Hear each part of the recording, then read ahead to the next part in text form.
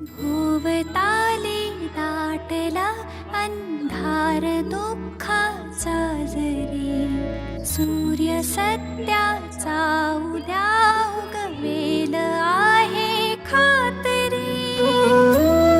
जेव्हा तुम्ही चांगल्या मनाने चांगुलपणाने एखादं काम करता आणि आजूबाजूचे लोक जेव्हा तुम्हाला अडवण्याचा प्रयत्न करतात, तेव्हा तुम्हाला वाटत असेल की संपलं आता सगळं, बस आता पुढे काहीच होऊ शकत नाही.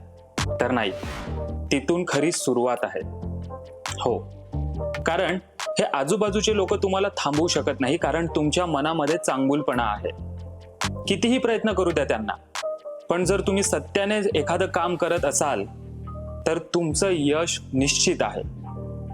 हा, काही कार्मिक गोष्टी तुम्हाला थांबवू शकतात, पण तुम्ही जर सत्याने काहीतरी करत असाल तर त्याही फेल आहे.